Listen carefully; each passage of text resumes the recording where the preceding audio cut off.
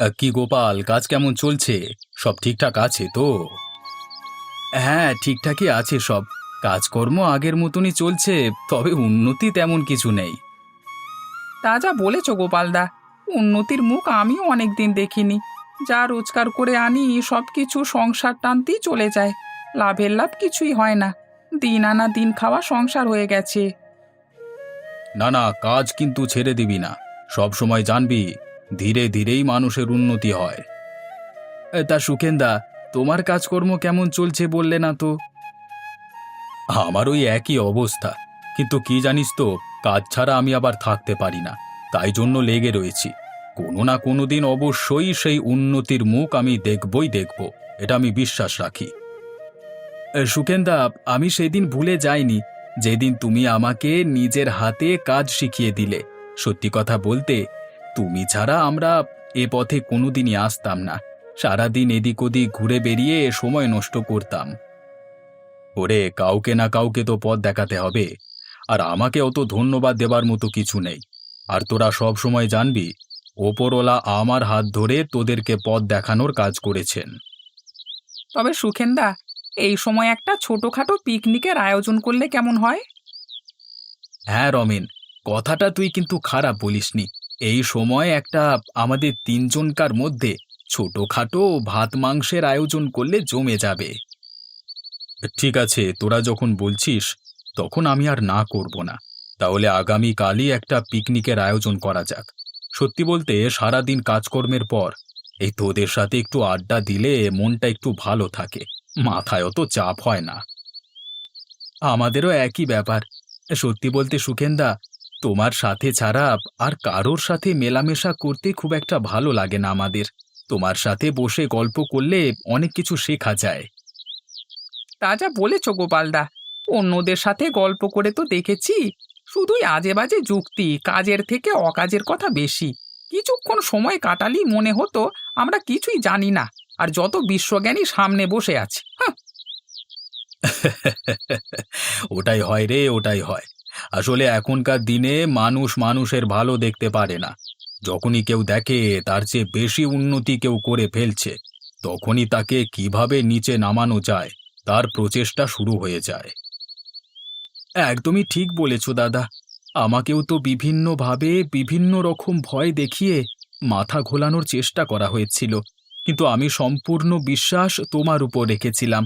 আজকে দেখো, যারা আমাকে আটকানোর চেষ্টা করেছিল তারা আজকে বখাটে হয়ে ঘুরে বেড়াচ্ছে, আর আমি তোমার দৌলতে কর্ম নিয়ে ব্যস্ত আছি। কর্মই পরম ধর্ম রে। কর্ম ছাড়া জীবন বৃথা, বুঝলি? হ্যাঁ, তাহলে দাদা, কালকে রাতে গরম গরম ভাত আর মুরগির মাংসের ঝোল কেমন?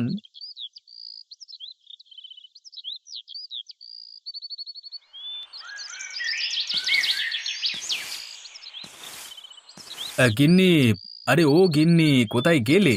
একবার ভেতরে এসো দেখি। এই যে আসছি, দাঁড়াও। আমার ঝাড়ু দেওয়া প্রায় হয়ে এসেছে, একটুক্ষণ অপেক্ষা করো, আমি আসছি।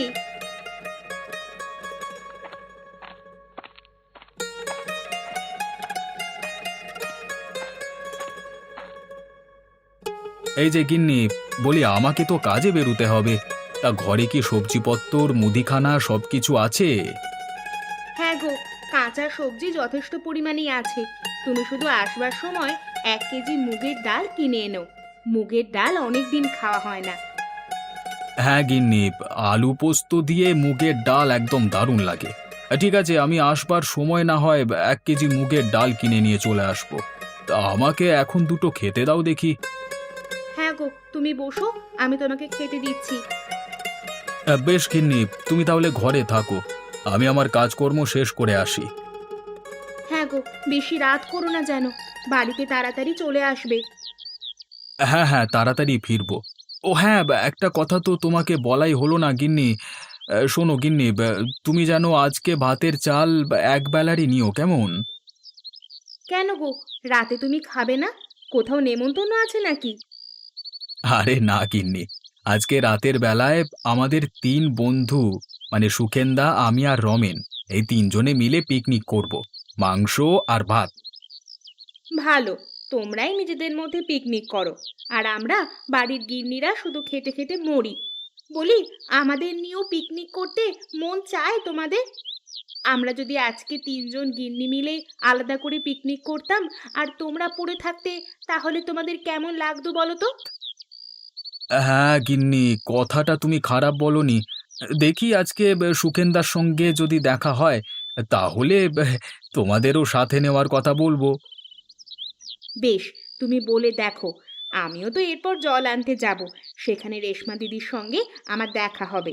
তোমরা সিদ্ধান্ত নিয়ে দেখো, তোমাদের পিকনিকে যদি আমাদের জায়গা না হয়, তাহলে আমরাও আজকে তিনজনে মিলে আলাদা জায়গায় পিকনিক করব।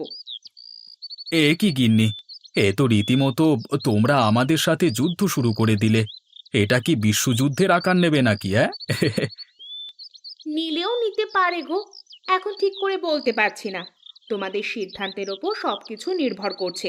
যদি তোমরা ঠিকঠাক সিদ্ধান্ত নাও তাহলে ঠিক আছে, না হলে আমাদের তিনজনের আলাদা পিকনিক হচ্ছেই হচ্ছে, আর সেটা আজকে রাতেই হচ্ছে। তোমাদেরও ছেলে মানুষই দেখে আমার খুব হাসি পায় গো। ঠিক আছে, তুমি থাকো, আমি বাজারে বের হই। দেরি করে গেলে আবার কাজে ক্ষতি হয়ে যাবে।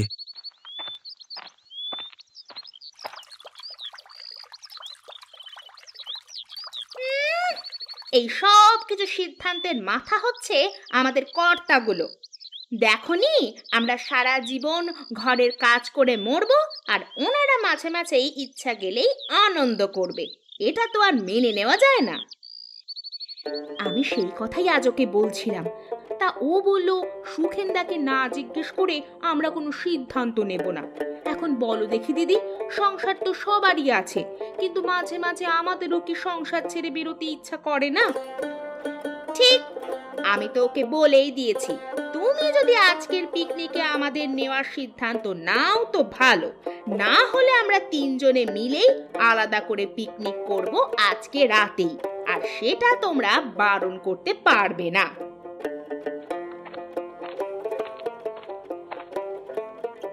রেশমাদি, নীলিমা, তোমরা কি খবর শুনেছো? শুনেছি বই কি, সেই নিয়েই আমরা আলোচনা করছি গো। কি দুঃখের কথা বলো দেখি। বলি বাপু, তোমাদের কি আমাদের কথা মনে থাকে না? আমরাই তো তোমাদের সংসারটা গুছিয়ে রাখি ভালো করে, কিন্তু দেখো, একটা পিকনিক করবে তাও নিজেরা নিজেরা, আমাদের কথা মনেই রাখে না। তুমি একদম কিচ্ছু চিন্তা করো না লতা বোন, ওরা যদি আমাদের সাথে না নেয় তাহলে আমরা আজকে নিজেরা পিকনিকের ব্যবস্থা করব। ওরা ওদের মতো আনন্দ করুক, আর আমরা আমাদের মতো আনন্দ করব। তবে যাই বলো রেশমাদি, সকলে মিলে পিকনিক করবার মজাই আলাদা, প্রচুর আনন্দ হয়। আর সত্যি বলতে আমাদের খাটনিটা অনেক কম হয়। সেটা আর ওদেরকে বোঝাবে বলো, ওরা তো নিজেদের নিয়েই ব্যস্ত। পিকনিকের সময় রান্নাটার বেলায় নিজেরা করবে, আর ঘরে রান্নার সময় তখন উনুনের কাছে আর যাবে না, তখন সব ফাই ফরমাস আমাদেরকে খাটতে হবে। আরে, ওটা আমাদের বিধুভূষণ কাকা না? হ্যাঁ, তাই তো মনে হচ্ছে। উনি এই সময় হন্তদন্ত হয়ে কোথায় যাচ্ছেন?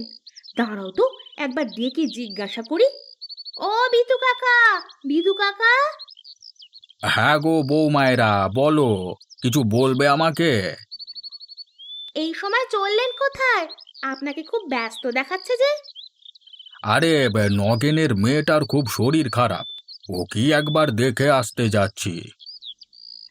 ও, তাহলে ঠিক আছে, আপনাকে শুধু শুধু দাঁড় করালাম। ঠিক আছে, আপনি বরং আসুন।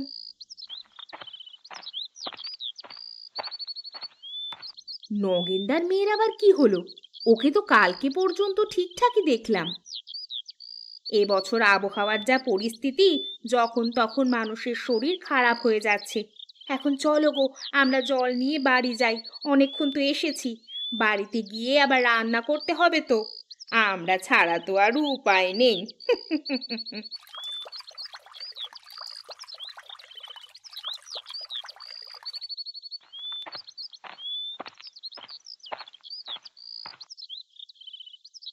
আসুন ডাক্তারবাবু, আসুন, আপনার জন্যই অপেক্ষা করছিলাম। আরে নগেন, কোথায় তোমার মেয়ে? চলো চলো দেখে আসি, চলো আগে চলো।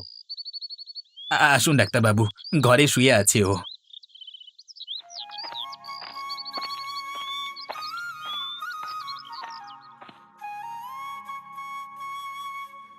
মা পিঙ্কি, আর কোনো চিন্তা নাই রে মা, ডাক্তারবাবু চলে এসেছেন।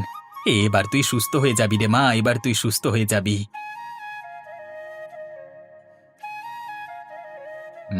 সামান্য জ্বর আছে, দেহে আর কিছু কি হচ্ছে? কোনো প্রদাহ বা ব্যথা কোনো জায়গায়? বলছিল গলা ব্যথা করছে। হুম, এই আবহাওয়ার পরিবর্তনে এরকম অবস্থা আর কি। ঠান্ডা লেগে গলায় ব্যথা হয়েছে, তার সাথে জ্বর। ঠিক আছে, আমি কিছু ওষুধ দিয়ে যাচ্ছি, সেগুলো সময় মতো খাইয়ে দিও, কেমন? ডাক্তারবাবু, ডাক্তারবাবু, আমার মেয়ে ভালো হয়ে যাবে তো? আশা করছি কয়েকদিনের মধ্যেই তোমার মেয়ে সুস্থ হয়ে যাবে। তবে তুমি ওষুধগুলো ঠিকঠাকভাবে খাইও, কেমন?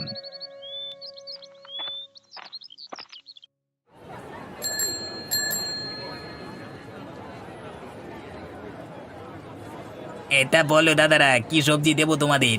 আলু, বেগুন, পটল, কাঁচামরিচ, আজকে সব রকম জিনিসপত্রই আছে, দামও সাধ্যের মধ্যেই আছে। এক কাজ করো রামু, আমাকে 1 কেজি আলু আলাদা করে আর 2 কেজি আলু আলাদা প্যাকেটে ভরে দাও। কেন গো দাদা, আলাদা করে নেবে কেন? পিকনিক টিকনিক আছে নাকি? হ্যাঁ, ওই আর কি, এই আমাদের একটা ছোটখাটো পিকনিক আছে আজকে রাত্রে। তা ভালো দাদা, ভালো ভালো। ঠিক আছে, এই নাও তোমার জিনিসপত্র।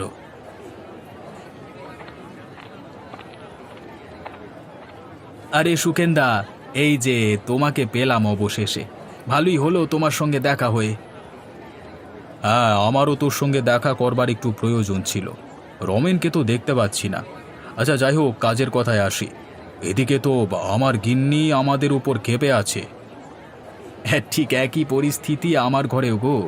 গিন্নি তো আমাকে ঝাঁঝিয়ে বলে দিয়েছে, যদি আজকে ওদিকে আমাদের পিকনিকে না নেওয়া হয়, তবে ওরা নিজেদের পিকনিক নিজেরা আলাদা করে আজকে রাতেই করবে। এখন কি করবি বল দেখি, ওদের কথাটাও মিথ্যে নয়। সত্যিই তো, সারা দিন 4 দেওয়ালের মধ্যে সংসার সামলাচ্ছে, ওদেরও বাইরে বেরোতে ইচ্ছে করে। এখন দেখা যাক কি হয়। হ্যাঁ দাদা, আমার মতে বলে ওদিকে সাথে নিয়েই নাও, ওরা থাকলে আনন্দ দ্বিগুণ হবে। অপরদিকে ওদিকে ঘাটকিয়ে দিলে কিন্তু এই রেশ আগামী দিনে সংসারের উপরও পড়বে। তাহা যা বলেছিস। ঠিক আছে, তাহলে আমাদের গিন্নিদেরকেও আমাদের সাথে নিয়ে নি। চল, এখন বাজারটা একটু ঘুরে দেখে আসি।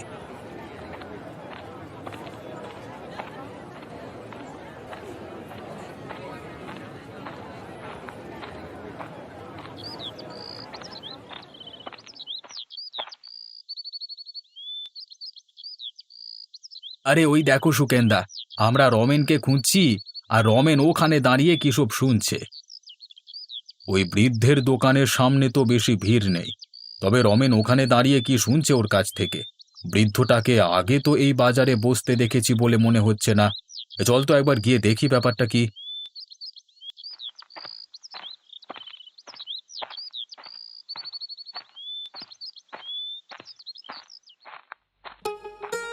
কি রমেন, এখানে একা দাঁড়িয়ে কি করছিস?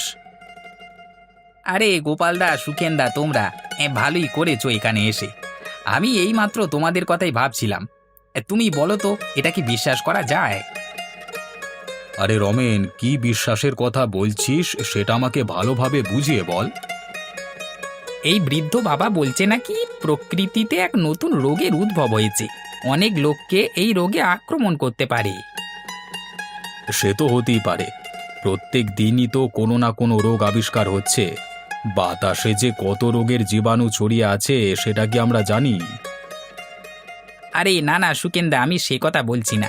বাতাসে রোগ ছড়িয়ে আছে আর মানুষের দেহে রোগ আক্রমণ করবে, এটা তো বড় ব্যাপার কিছু নয়। বড় ব্যাপারটা হলো এই বৃদ্ধ বাবা যে কথাটা বলছেন সেটা একেবারেই অবিশ্বাস্য। তা বাবা, আপনি এমন কি বলছেন যে আমার এই বন্ধুটা বিশ্বাস করতে পারছে না? আমি তেমন কিছু বলিনি বাবারা, আমি এই রোগ থেকে উদ্ধার পাবার একটা উপায় বের করেছি। সেই কথাটাই তোমার বন্ধুকে আমি বোঝাচ্ছিলাম। আর সেই উদ্ধার পাবার উপায়টা শুনলে তুমি হেসে মরে যাবে সুকেন্দা। উনি বলছেন নাকি পুঁটি মাছের লেজ ভর্তা দিয়ে উনি নাকি একটা বিশেষ জড়িবুটি প্রস্তুত করেছেন। সেই জড়িবুটি খেলে নাকি নিমেষের মধ্যেই সেই মারণদায়ক রোগ সেরে যাবে। আহ,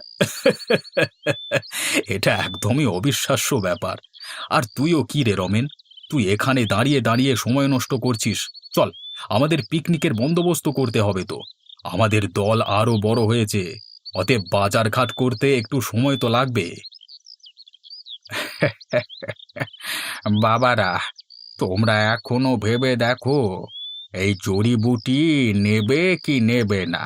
পুঁটি মাছের লেজ ভর্তার জড়িবুটি শুনে তোমরা হেসে উড়িয়ে দিও না।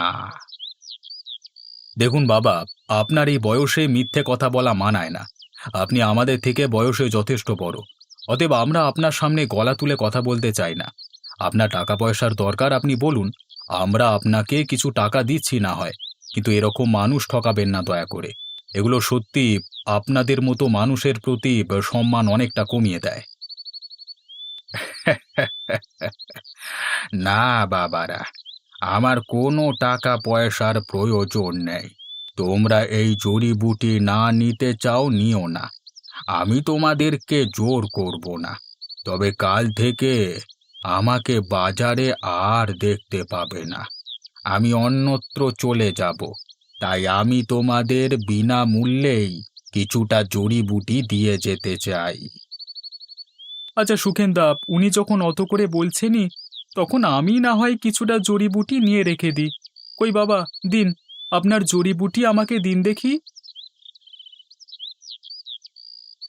টাকার প্রতি আমার লোভ নেই বাবারা, তোমরা সকলে যাতে ভালো থাকো এই বয়সে, আমি সেই প্রার্থনাই করি সব সময়। আচ্ছা বাবারা, তোমরা তবে এসো এখন, কেমন?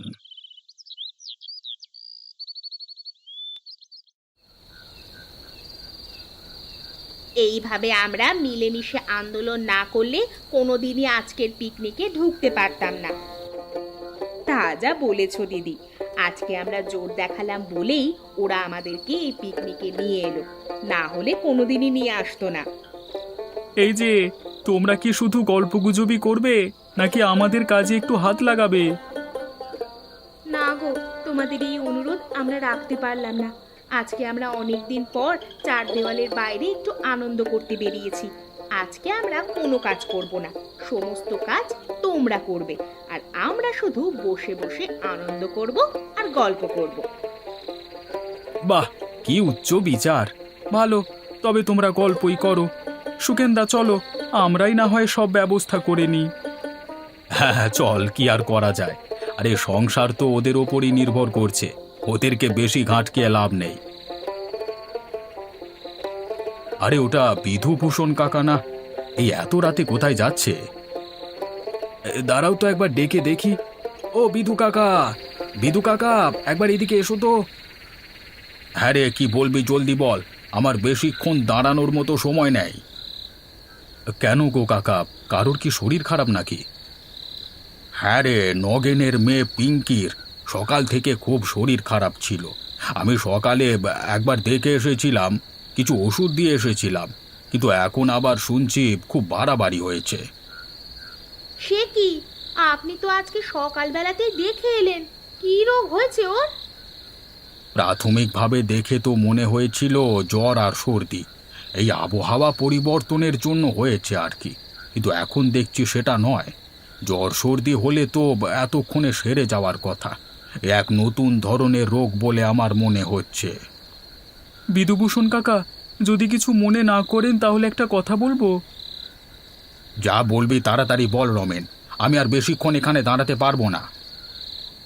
বিধু কাকা, আমার কাছে একটা জড়িবুটি আছে, তুমি যদি অনুমতি দাও তাহলে সেই জড়িবুটিটা নিয়ে আমি তোমার সাথে যেতে পারি। জড়িবুটি? কি জড়িবুটি? পুঁটি মাছের লেজ দিয়ে ভর্তা। এটা আমি বাজারে এক বৃদ্ধের কাছ থেকে পেয়েছিলাম। সুগেন্দা গোপালদা সবাই জানে। ওই বৃদ্ধ বলেছিল যে প্রকৃতিতে এক বিশেষ ধরনের রোগের উৎপত্তি হয়েছে এবং সেই রোগ সারানোর জন্য পুঁটি মাছের লেজ ভর্তা দিয়ে তৈরি এই জড়িবুটিটা খুবই উপকারী। তিনি আমাদের কাছে এর জন্য 1 পয়সাও নেননি। আচ্ছা, তাহলে তুমি বলছো যখন আমার সাথে এসো। আমার এত ওষুধ যখন কোনো কাজে লাগলো না, তখন পুঁটি মাছের লেজ ভর্তা একবার খাইয়ে দেখতে অসুবিধে কি? চলো আমার সাথে এক্ষুনি চলো। রমেন, আমরা সবাই না হয় এখানেই থাকলাম। তুই বিধু কাকার সাথে গিয়ে জড়িবুটিটা দিয়ে আয়। আমরা মনে প্রাণে ওপরওয়ালার কাছে প্রার্থনা করছি নগেনের ছোট মেয়েটি যেন খুব তাড়াতাড়ি সুস্থ হয়ে যায়।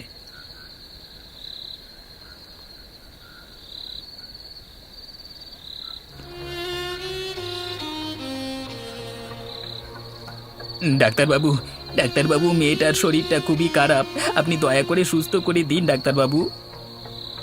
আমি যথাসম্ভব চেষ্টা করছি, তুমি কান্নাকাটি করো না। কই রমেন, তোমার জড়িবুটিটা বের করো। বিধুভূষণ কাকা, এখান থেকে কিছুটা ভর্তা নিয়ে আপনি পিঙ্কি মাকে খাইয়ে দিন, তারপর একটু জল খাইয়ে দিন। ওই বৃদ্ধ বাবা আমাকে এই পদ্ধতি অনুসরণ করতে বলেছিলেন। বাবা, তোমরা সবাই দাঁড়িয়ে আছো কেন? আমার কি হয়েছিল বাবা? এই তো আমার পিঙ্কি মা সুস্থ হয়ে গেছে।